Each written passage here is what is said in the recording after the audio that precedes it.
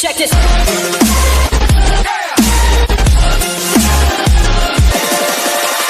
Check this.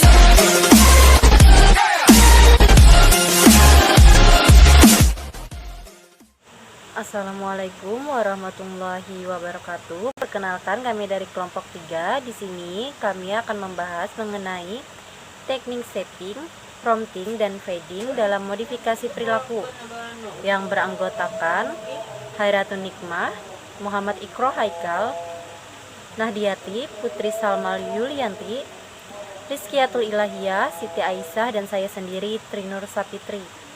Kami dari kelas A02, program studi pendidikan khusus angkatan tahun 2018. Selamat menyaksikan.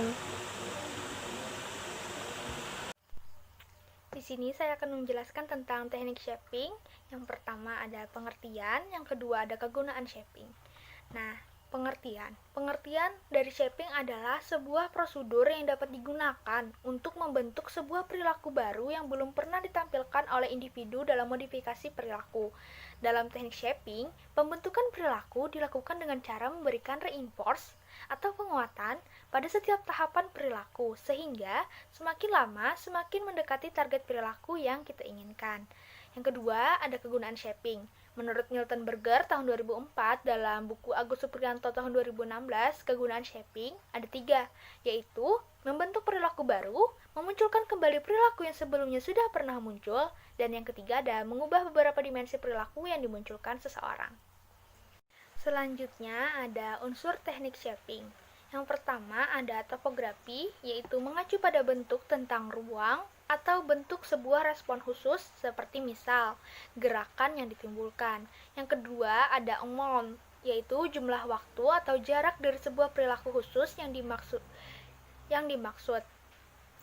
Nah, dalam amount terbagi menjadi 2, yaitu ada frekuensi dan durasi. Frekuensi adalah jumlah hal yang diberikan dalam suatu periode pada sebuah perilaku. Sedangkan durasi adalah panjang waktu dari sebuah respon terakhir. Yang ketiga, ada latensi. Waktu yang timbul antara stimulus yang ditimbulkan dengan memulai respon secara umum disebut dengan waktu reaksi. Seperti contoh, waktu antara sebuah pertanyaan yang diajukan dengan dipencetnya tombol bel oleh peserta pada olimpiade. Yang keempat ada intensity atau kekuatan. Nah, intensity sendiri adalah kekuatan dari sebuah respon yang ditunjukkan akibat secara fisik dari sebuah respon terhadap lingkungannya. Baik, saya Khairatun Nikmah. Di sini saya ingin melanjutkan penjelasan dari teman saya, yaitu prosedur samping. Samping dapat digunakan dalam kehidupan sehari-hari.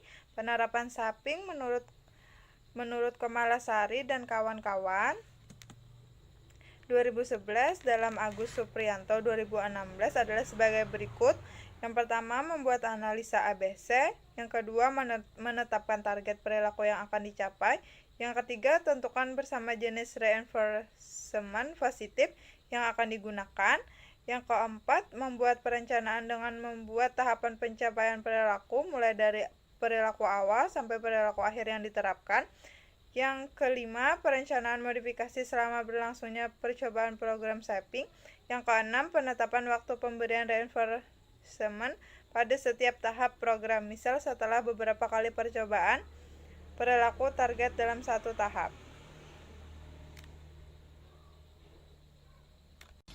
Tahapan pelaksanaan shaping yaitu 1. Orang tua mendampingi anak, tambah memberikan penjelasan, lalu diberikan contoh, anak berhasil dan berikan dia pujian. 2. Orang tua mendampingi anak tanpa memberikan penjelasan, sedikit memberikan contoh, anak berhasil berikan pujian. 3. Orang tua mendampingi anak tanpa memberi penjelasan, tanpa memberikan contoh, anak berhasil berikan pujian. Teknik prompting. Prompting adalah sarana untuk mendorong individu dengan menggunakan rangsangan tambahan atau meminta untuk melakukan perilaku yang diinginkan. Prompting layaknya sebagai syarat atau dukungan untuk mendorong perilaku yang tidak diinginkan terjadi. Tipe-tipe prompting. A. Response prompts adalah perilaku orang lain yang menyebabkan munculnya sebuah respon perilaku ketika hadirnya stimulus pada target. Respons prompts terbagi menjadi 4 hal, yaitu 1. Verbal prompts, 2. Gestural prompts, 3. Modeling prompts, 4. Physical prompts.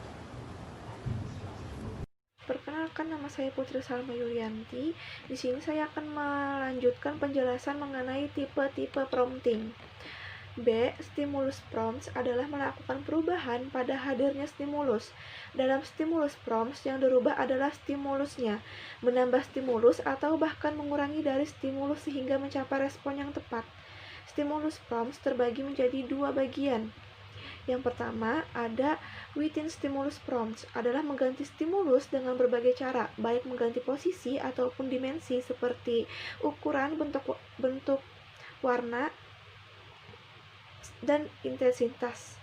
Yang kedua, ada extra stimulus prompts, adalah memberikan tambahan stimulus dari sebuah stimulus prompts yang sudah ada untuk membantu seseorang membuat diskriminasi yang benar. Selanjutnya, saya akan menjelaskan mengenai cara melakukan prompting. 1. Identifikasi prompts yang paling instruksif. Pilih prompts yang diperlukan agar respon benar-benar terjadi. Yang kedua, berikan penguatan diferensial setelah target dapat memberikan respon benar. Berikan dengan sesuai dengan tingkat kinerja target. Yang ketiga, ada VADE prompts. Setelah anak menguasai suatu keterampilan secara bertahap dengan bergerak cepat mengganti dengan prompts yang paling tidak mengganggu. Selanjutnya akan dijelaskan oleh teman saya, Rizkiatul Ilahiyah. Selanjutnya di sini saya Rizkiatul Ilahiyah akan membacakan penerapan prompting. Dalam penerapannya dapat kita ambil contoh pada penerapan prompting menggunakan tahapan-tahapan yang memacu siswa lebih mantap dalam mencerna dan memahami materi matematika pada bab garis dan sudut secara totalitas, serta dapat menganalisis langsung konsep-konsep yang dipelajari. Tahapan tersebut antara lain menghadapkan siswa pada situasi baru, memberikan kesempatan berpikir kepada siswa, mengajukan persoalan kepada seluruh siswa, memberikan kesempatan berpikir kepada siswa, menunjukkan salah satu siswa atau kelompok untuk menjawab pertanyaan, menguji pemahaman siswa lebih lanjut, dan mengajukan pertanyaan akhir pada siswa. Pada akhirnya, melalui model ini siswa dibimbing untuk selalu aktif dan mengembangkan kemampuan berpikir secara komprehensif. Baik, selanjutnya teknik fading. Fading merupakan salah satu teknik modifikasi perilaku dengan mengurangi ketergantungan terhadap prompt atau bantuan melalui prosedur tertentu. Fading secara bertahap menghapus atau mengubah prompt sehingga menjadi lebih dan lebih seperti attention normal untuk perilaku. Cara melakukan fading: yang pertama, memilih final desired stimulus, yaitu memilih stimulus hasil akhir yang diinginkan. Yang kedua, memilih stimulus awal. Pemilihan stimulus awal yang tepat mempengaruhi timbul atau tidaknya perilaku akhir yang diinginkan. Stimulus awal tersebut dengan prompt.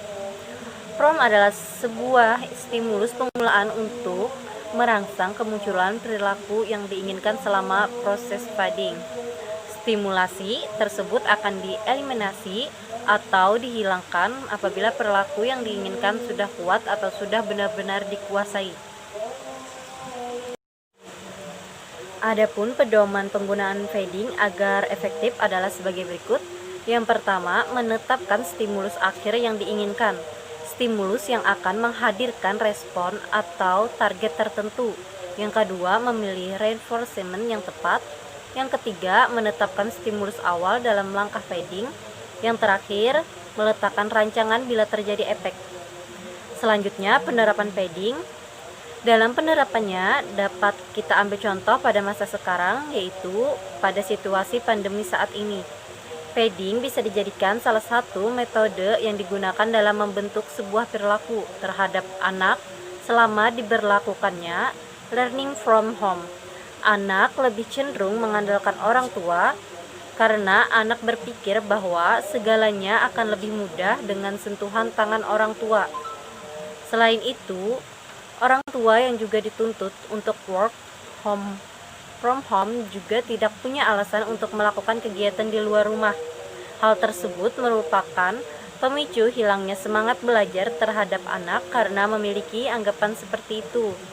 Maka dari itu, orang tua harus bijak perintahkan anak untuk mengerjakan tugas melalui beberapa platform yang tersedia di ponsel pintar.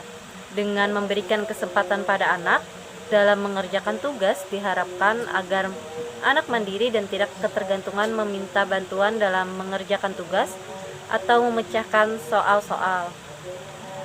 Terima kasih.